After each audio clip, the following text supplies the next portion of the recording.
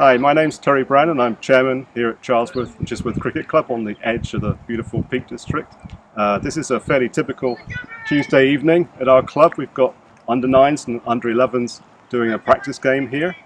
We have 37 kids under 11 training and playing cricket at the club at the moment. We've got another 17 in our under 13 and under 15 teams. We've also got our senior cricketers, the men's first and second teams, and also very enthusiastic women's softball team. And 2 days ago we hosted a festival here for 7 softball teams from local clubs, which is why we still have bunting up around the ground.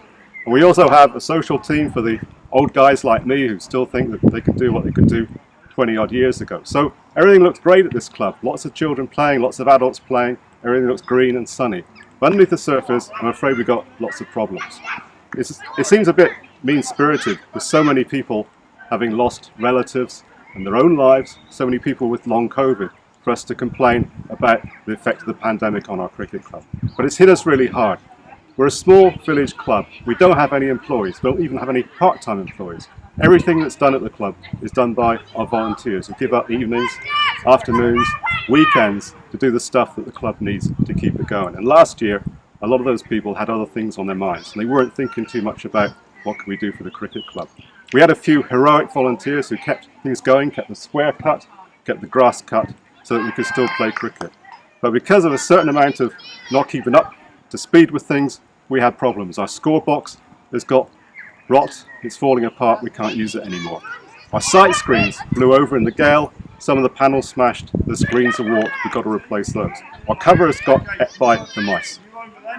One of the drains on our outfield blocked, and we had to spend some money in the spring getting that fixed so the ground would drain.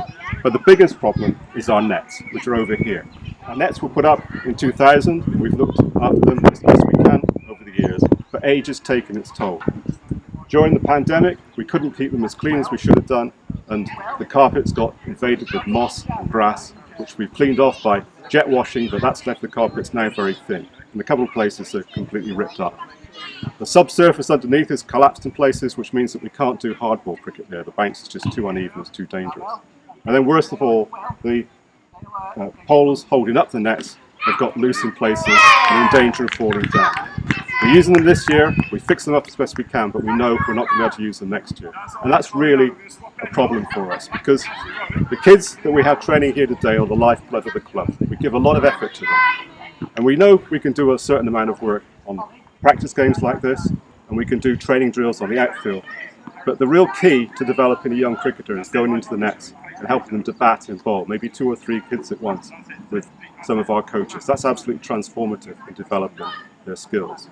Now, we're a small village club, so I keep on saying, some of our children go up and play in our first and second teams, but others go much further. We can't offer the really high standard of cricket that some of our children deserve. We're very proud of the fact that one of our recent juniors is now captain of one of the biggest clubs in Manchester.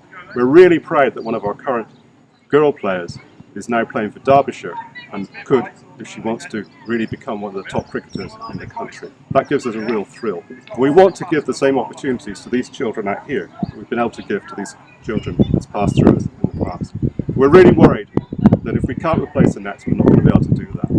And so we've saved up some money from our resources. We've had a lot of sponsorship from local companies.